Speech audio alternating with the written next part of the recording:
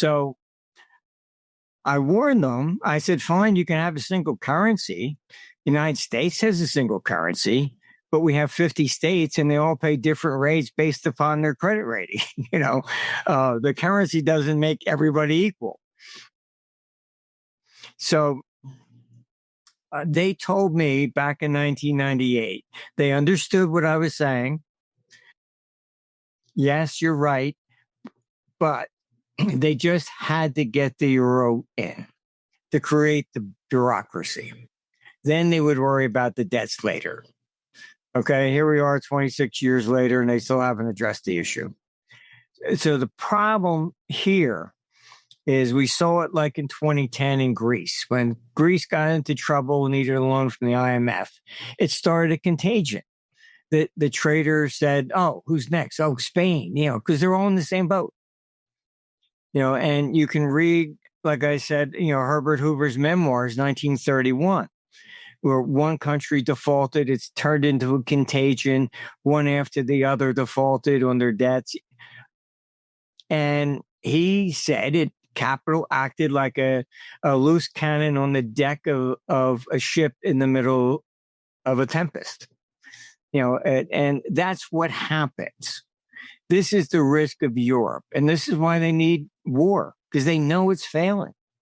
Right. I mean, I do podcasts from Netherlands to Palermo and Sicily, Serbia, Croatia.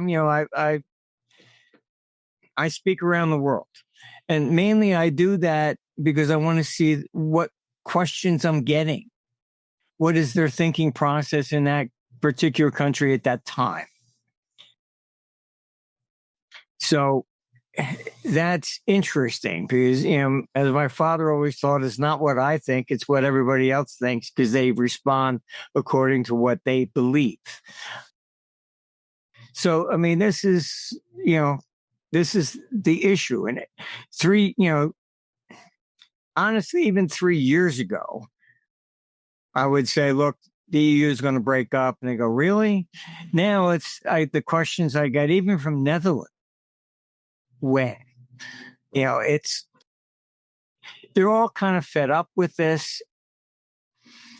And the problem historically is that when you have a centralized government, and the lethal mix that we are in the middle of is that you have a centralized government, Canada, United States, all of them, and you've had this climate change, you've had socialism, and then they try to enforce their agenda on everybody else.